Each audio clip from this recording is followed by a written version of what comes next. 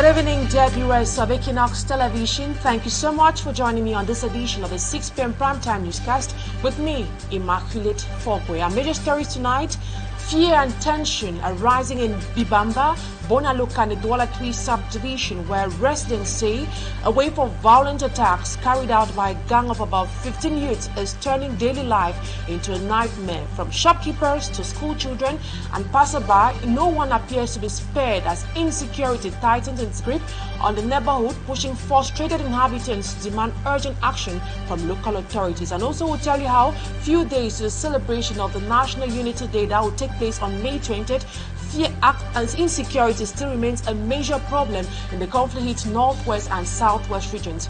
From every part of this country, killings, kidnappings and continuous burnings continue in this part of the country, sending grief and also frustration in the hearts of several inhabitants who say that this day isn't worth celebrating. We'll be having answers in tonight's edition of the 6 p.m. primetime newscast. Those are top stories, the news in full in a jiffy.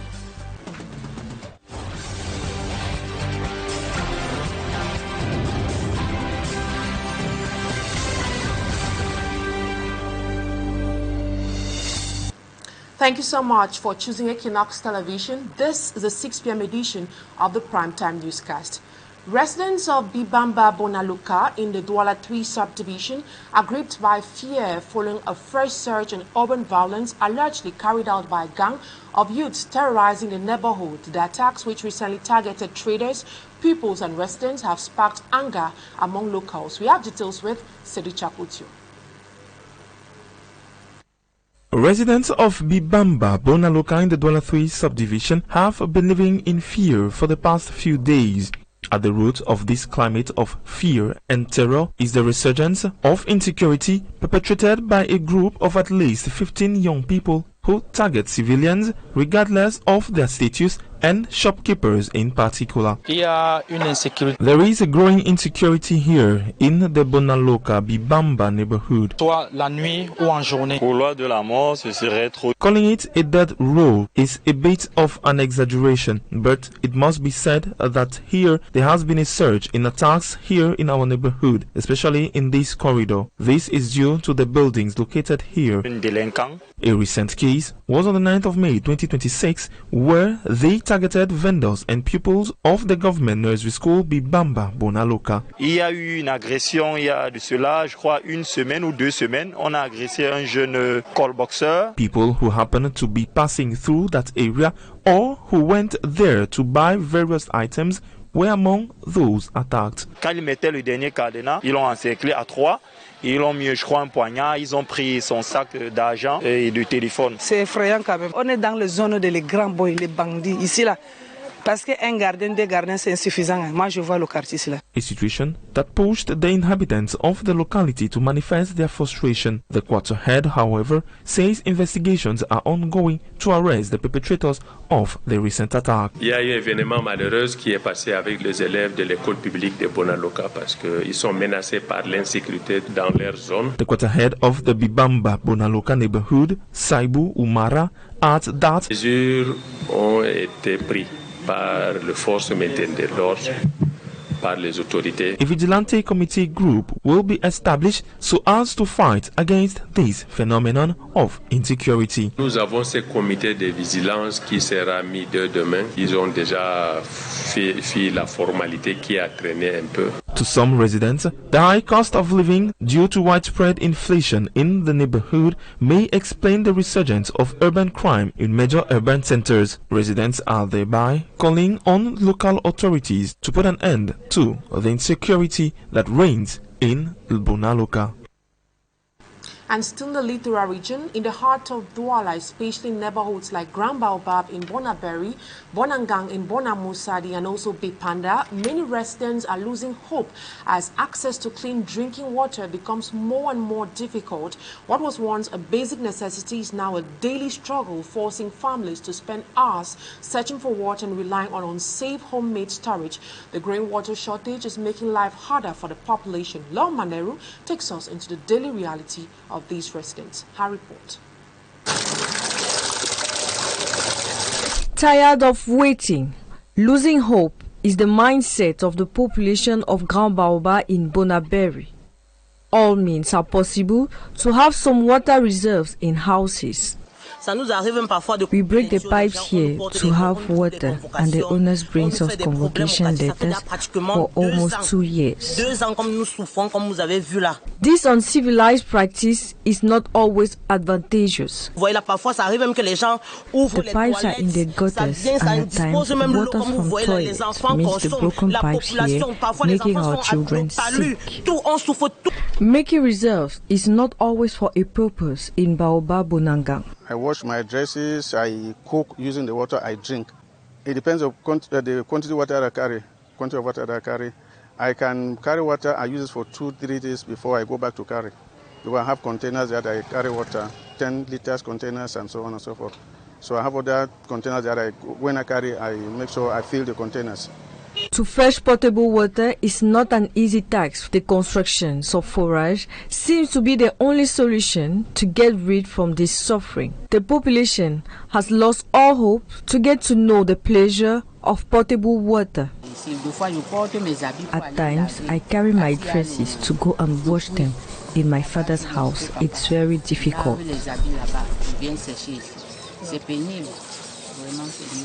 Bill paid for the maintenance of their meter is what is left to some of them. 2 ans, ça ne coule pas et on paye les factures.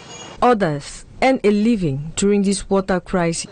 Moi, je paye les enfants, ils partent puiser s'ils veulent me laver. Et mes habits alors, ils partent laver ailleurs. According to an agent of the company in charge of water supply, the station in Japoma was faulty few weeks ago and is being renovated, and things are still to be done to ameliorate this situation. And still on our human interest page, residents of Equinoxe in the southwest region and also Konjok in the Lithra region are raising an alarm over the absence of proper bridges, a situation that is turning daily life into a nightmare. In Equinoxe, a makeshift hanging bridge is the only option for carrying corpses, while in Konjok, residents face constant mobility challenges. With agriculture-rich areas suffering, locals are begging authorities for urgent rehabilitation works, as Magic Kangebo tells us. A corpse being transported on the head by 3 persons on a hanging bridge. This has been the risk being taken by natives of Equinoxe village for decades because of the absence of a modern bridge in their locality.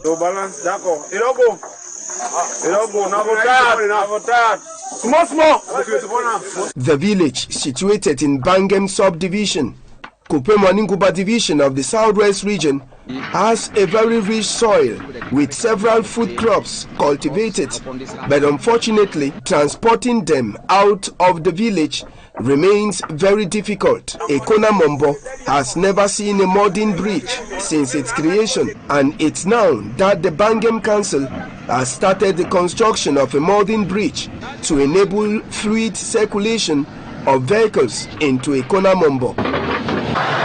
Just like Equinoxe, inhabitants of Behak, Njum, Numa, Ndoto, Kwakwak, and Goman too are having tough times to circulate because of the poor state of 3 bridges, Mile, Manie, and Marope, linking these villages. People are suffering crossing the bridge.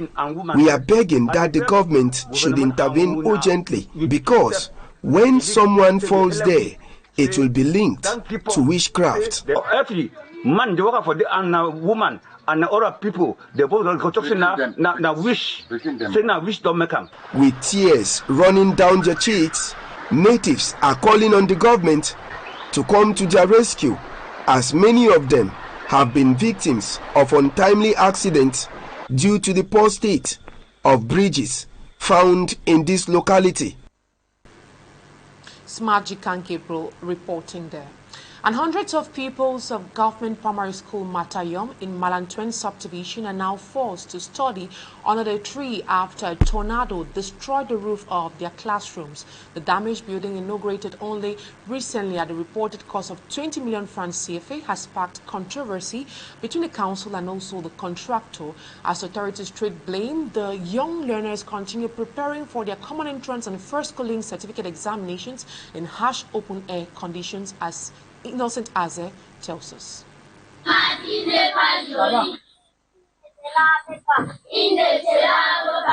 Pupils of Government's Primary School Matanyom in Malantwen Subdivision, Nous Division of Cameroon's West Region, are forced to take lessons under a tree in the middle of a thick bush surrounding their school compound. 2 classes are held in the open air, separated only by a makeshift blackboard, with lessons taking place simultaneously under difficult conditions. The situation has persisted for several weeks following a violent tornado that ripped off the roof of a building housing 2 classrooms. The structure, recently inaugurated by the mayor of Malantwen Council, reportedly cost 20 million francs CFA. During a recent council session, the mayor distanced himself from responsibility, instead blaming the contractor in charge of the project. Exposed daily to harsh weather conditions, the pupils and teachers are now appealing for urgent government assistance to return the children to safe and proper classrooms. They demandent au gouverneur de considérer notre école. Au gouvernement du Cameroun de nous venir à l'aide. Au gouvernement de Malantwen de nous venir à l'aide. Nous fréquentons à l'aide. Contacted on the issue, the contractor awarded the project assured that work will soon begin to re-roof the damaged structure. But while awaiting action, these pupils continue revising for their common entrance and first school living certificate examinations under a tree in the bush. And tonight, nearly a decade after conflict erupted in Cameroon's northwest and southwest regions, violence continues to claim lives and deepen fear.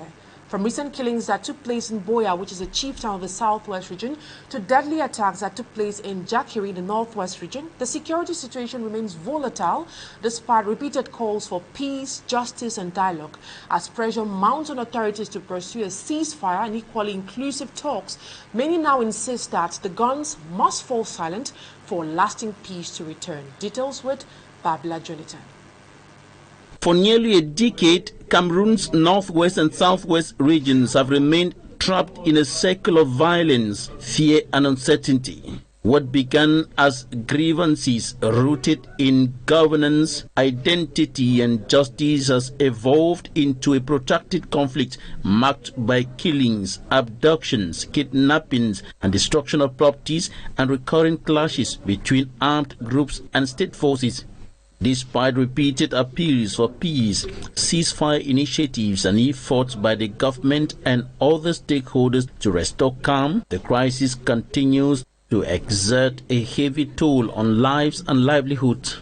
Recent incidents in the southwest regional capital Boya, Zeremiam in Jakiri subdivision in the northwest region, and several other localities once again underscore the fragile and volatile security situation prevailing in the predominantly English-speaking regions of the country. If we talk about peace and we act contrary to peace, it is obvious that there's going to be no peace. There's going to be no peace. If we talk about peace and at the same time we are unjust to each other, if we talk about peace and we cannot practice justice, then the peace is going to be something in the mind.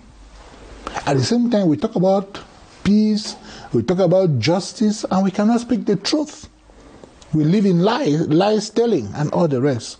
That is not going to help us as far as our situation is concerned. As communities continue to suffer displacement, trauma, and economic hardship, many observers and conflict analysts maintain that a military approach cannot resolve the crisis, warning that continued violence risks deepening divisions and prolonging instability. The unfortunate thing is that the separatists still think that they are going to have the solution through the gun.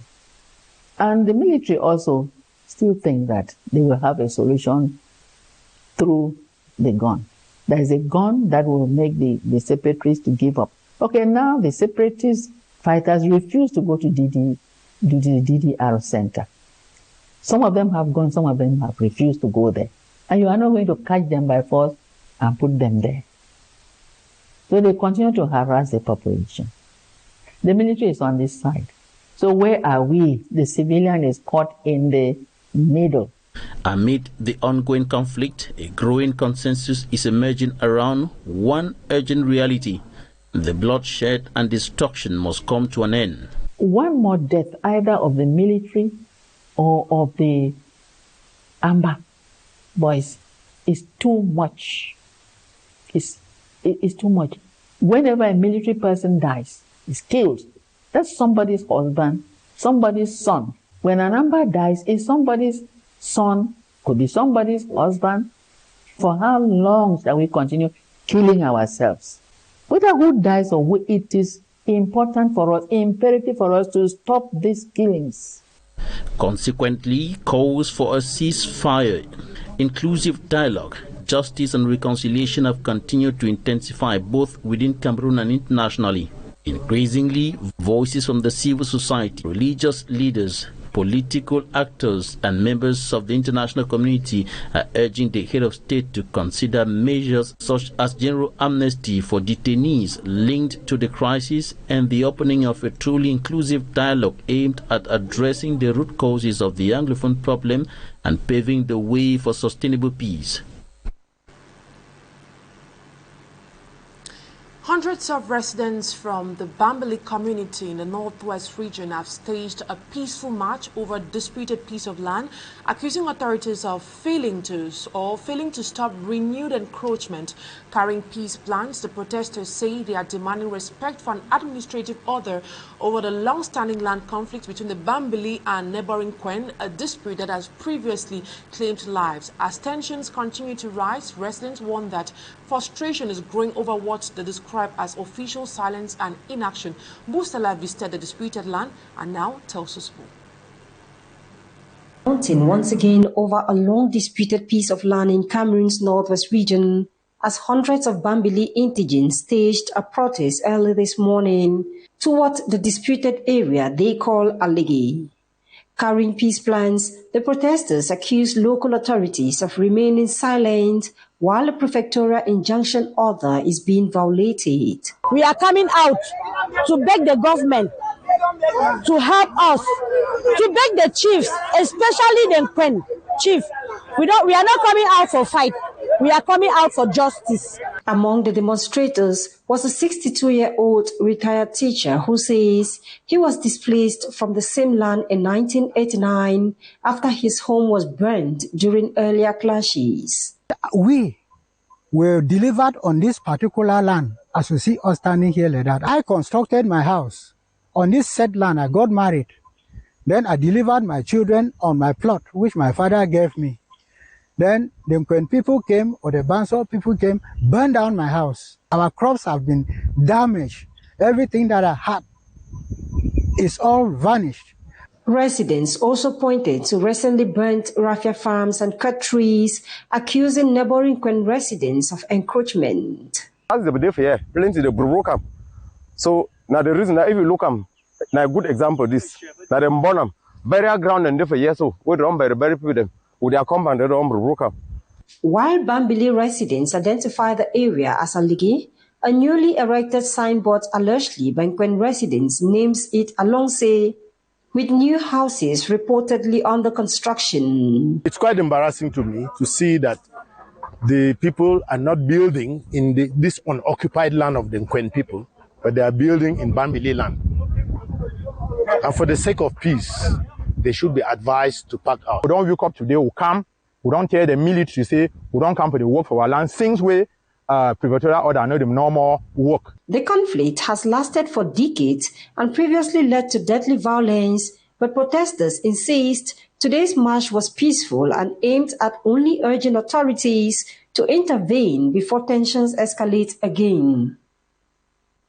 Out of Cameroon, more than 12 fishermen are reported dead and at least 40 others remain missing following intensive airstrikes by the Chadian military targeting Boko Haram base in the Lake Chad Basin. Still in the Chad, the Fifth Tripartite Forum between Chad, Cameroon and Central African Republic is ongoing in N'Djamena with discussions to make the Trans-Cameroon corridor fluid, stable and prosperous. Cameroon is presented by the Minister of Transport and a host of government officials. Malaglary has more on that.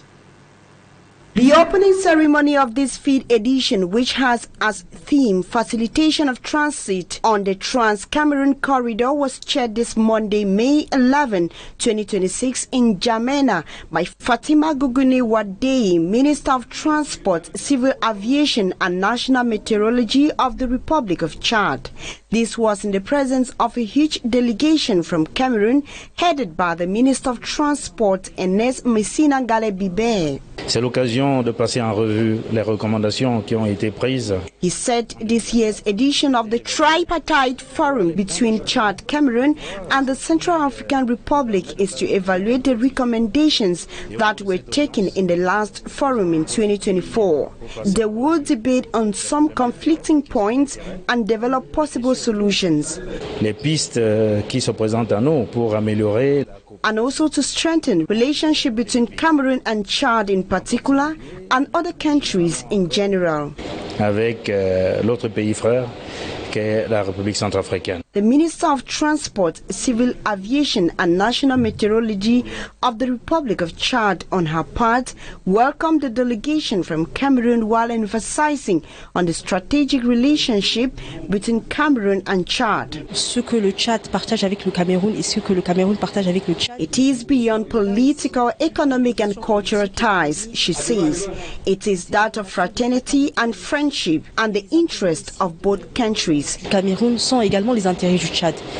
Et donc, on se projette dans un renforcement de coopération. They wish to give each other the confidence by including all the economic stakeholders and private sectors so that both countries can build together. Privé pour co-construire ensemble ce nouveau dynamisme. The forum runs from the 11th to the 13th of May 2026 in N'Djamena, Chad. And elsewhere, dozens of Nigerian fishermen are found dead following intensive airstrike by the Chadian military targeting Boko Haram strongholds in the Lake Chad region.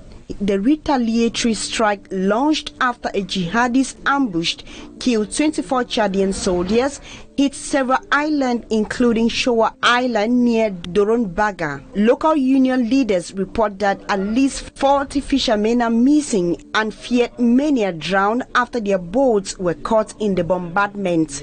While the Chadian presidency confirmed the operation destroyed militant hideouts, official statements regarding civilian casualties have not yet been released by either countries.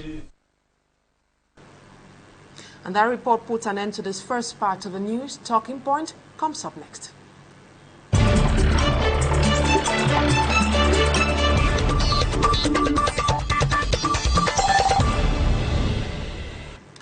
As the world marks the International Nurses' Day this May 12, attention is once again drawn to the challenges faced by healthcare workers in Cameroon following last week's protest by nurses at the Yaoundé Emergency Center. The nurses denounced years of poor working conditions, staff shortages, and unfulfilled promises, including the delayed recruitment of about 9,000 health personnel announced 2 years ago by the government of Cameroon. And now, how is it like practicing as a nurse in Cameroon? That's what we'll be looking at with a nurse based right here in the city of Douala. She's called Marivon KERCHEN. Good evening. It's a pleasure to have you on Talking Point tonight. Same here, Ima. Good evening. Good evening to our televiewers, and thank you for having me this evening. Marivon AGBOR, today marks International Nurses Week. What does this day mean to you as a nurse in Cameroon? As a nurse in Cameroon, this day means a lot to me because it makes me feel recognized. You know, when your profession is recognized, it gives us exceeding joy. This day is also a reminder and advocacy for me to understand and check on my resilience, work on self-development, and of course, an improvement in the nursing career. Nurses at the Yaoundé Emergency Center last week took to the streets protesting against 11 years of suffering and unfulfilled promises. Can you describe to us the daily realities nurses face in hospitals today? Now, some of the challenges nurses face on the daily activity. 1, salary, low pay. Oftentimes, the nurses they carry the workload of the hospital, but work on a very low pay. And this is actually a very big challenge for nurses. Another thing is the insecurity. Most nurses work in settings where there is little or no protection, little or no security. So it's like your safety is in your hands. A case in point is when personally I had a case where thieves attacked the health center and there was no security around to protect. So oftentimes employers, they promise us security and all the labor. When you start work, you realize that your own security is in your hands. Another challenge that we as nurses we face is little or no modern equipment. Sometimes you may have situations at hand which you can handle, but the available equipment are not there. Another challenge is medications. You may have an emergency, you know what to use, but at the time it's not there. It's either it's in the pharmacy, it has been locked, or it's not available at all. And this actually hinders our work improvement and patient care. Tell us, how do staff shortages affect your work and the quality of care given to patients? The government had announced the recruitment of more than 9,000 health workers 2 years ago. Till now, nothing has been done. What impact has the delay had on nurses and patients in Cameroon? The delay has tremendously affected our output. The reason being that the ratio is about 5 to 1 nurse, which can't go. For example, sometimes you are on a duty alone, a night duty to be precise. You have an emergency, an accident emergency to attend to. Before you finish handling that, a woman is rushing in, labor. Before you know it, another case is coming in. You can't work effectively and efficiently under that kind of atmosphere. So the staff shortage have definitely affected our output and productivity as nurses, because sometimes we find it difficult to bring out our best, because as a human, it's true that when you overwork yourself, you definitely get tired, and in tiredness you cannot produce 100% effectively. We have some patients today in Cameroon who say they are afraid or so scared of going to hospitals because they believe some nurses lack professionalism, proper training and compassion. As a nurse, what is your reaction to these concerns? To begin with, it's very disheartening, and I feel heartbroken when I hear people give these complaints. Now, as a nurse, I always get affected when I hear people talk about us nurses like this. But in respect to this, it's a call for us nurses to be on guard, take our responsibility and work on ourselves. Taking care of a patient is not a small man work. It entails a lot of mental stability and emotional well-being. So also the patients also need to understand that us nurses too, or nurses, they have challenges they are working in. And also nurses also need to understand that patients too, they have a challenge they are battling with. So we need to work with patients with understanding and empathy. And nurses need to learn to work on transparency. Most patients complain about nurses not being transparent, nurses doing mafia in the hospital, blah, blah, blah. So it's also important for us nurses to work with transparency, always try to ask questions and have clarity. Sometimes we tend to manage situations of patients which we are supposed to refer. And when a patient realizes that this case that was to be referred, you are trying to manipulate to handle because you want to take some more money from it, it turns out to bring out crisis and, tarnish your nursing reputation. Now, many people believe nursing should be a calling centered on saving lives, not just a way of earning money. Do you think the profession is losing that sense of vocation? Yes, I think it's losing it. I interviewed some few ingoing nursing students, asking the reasons why they want to become nurses, and some of their replies were just so shocking. Some were like, their parents wanted them to be a nurse because nursing pays abroad, and that's the idea of many. No, being a nurse is not all about having a high-paid salary, though it matters. It should be something inborn, passion, because whatever you're doing that is not bent on passion, you can't bring out your best. It's true we need the money to carry on our daily activities, but when your center is at the pay, you can't produce it more. But when you're focused on your passion, when it comes from passion, you bring out all the best in you. So I really think the nursing is losing that credibility of passion. In your opinion, what does it take to be a good nurse? To be a good nurse, first of all, you must have passion, as we earlier said. because you cannot produce positive out of passion. Passion birth, it will birth empathy. Passion birth sympathy. We heard the cases of patients, of nurses rather, who work without any iota of empathy or sympathy. Now, to be a good nurse, it's not just about passion. You also need to follow ethics, professional ethics, and working in collaboration with nurses. You know, calling a colleague and asking a colleague for help doesn't mean you don't have sense. It doesn't mean you don't know what to do. It's actually trying to save life in a community form. So being a good nurse, you must be able to accept your fault, work on yourself and improve. Being a good nurse, go for daily knowledge. You know, most nurses don't go for daily knowledge. Most nurses don't engage in teaching conferences. We just go and practice. In being a good nurse, work on improvement, and of course, for responsibility. So we prioritize their well-being, charity, and everything that needs to put them in a good state of health and recovery. Does the society give nurses the recognition and respect they deserve? No, they don't. It's so disheartening that with all what nurses do put in, the society don't really give nurses the recognition they deserve.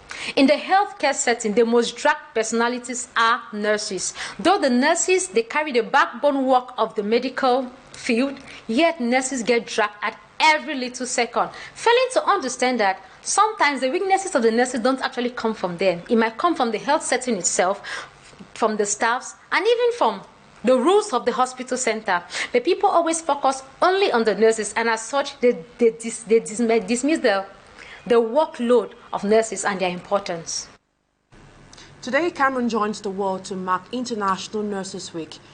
What message do you have for young people aspiring to join the nursing profession?